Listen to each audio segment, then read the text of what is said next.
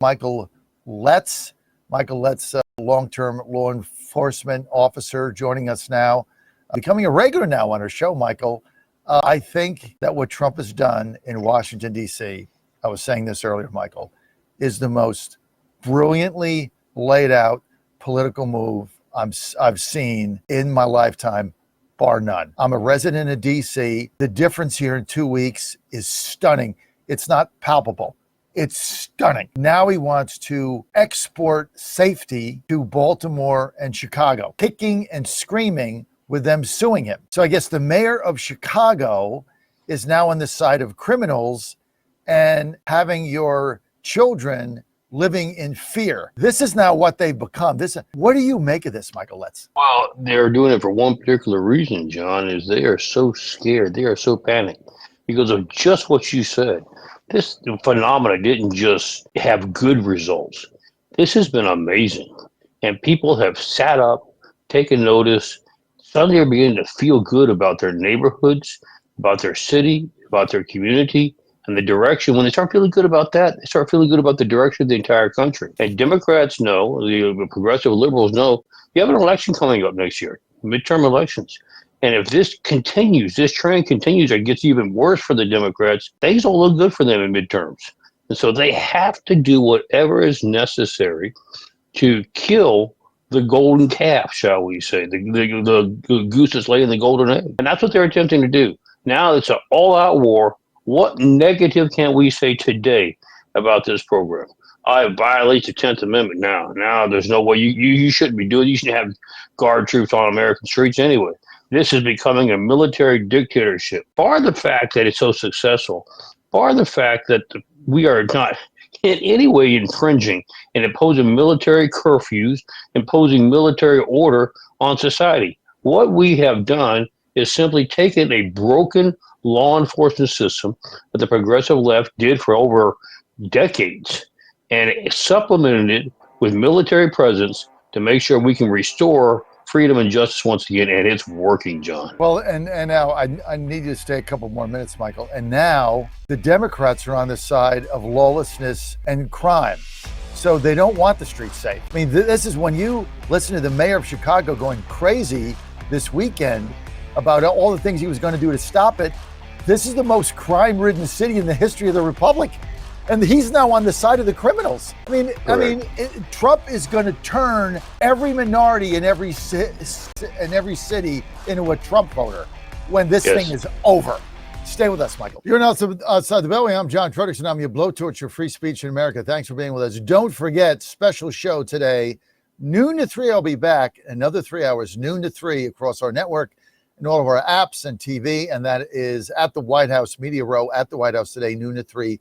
Special edition John Fredericks show. Will be preempting Rob Carson, and we're going to be there. So it's going to be a lot of fun, and I'll see you there back at noon. Today, we've got coming up in a couple of minutes, Keith Gross, former Deputy Attorney General of Florida, is with us. But right now, we're going to continue with Michael Letts. Michael, a long-term law enforcement veteran. Michael, also, you can follow him at InvestUSA.org. Or Michael, I just want to get back to this. You go to Chicago, obviously he's got to do two things. He's got to get another 30 days in D.C., and then they got to get a permanent solution here, right? It's got to be permanent. He's going to go to Chicago next. The mayor there, communist mayor, is going to be going crazy about, dictatorships and military takeovers. And meantime, in Chicago, you can't go out for a cup of coffee without getting getting shot in the drive-by. You can't let your kids play in the park, can't do anything because of the crime there. He's going to be on the side of the criminals. Trump is on the side of people just trying to walk the street and not take their life in their hands. Well, I think one of the things that they're failing to recognize in Chicago, in Maryland, the Governor Moore came out with his 5 points as to why this is a horrible program. Every one of them was a farce. But I think what they're failing to realize is we have touched on the spirit of the American people. America's always had an independent spirit. We're the first to go into a battle.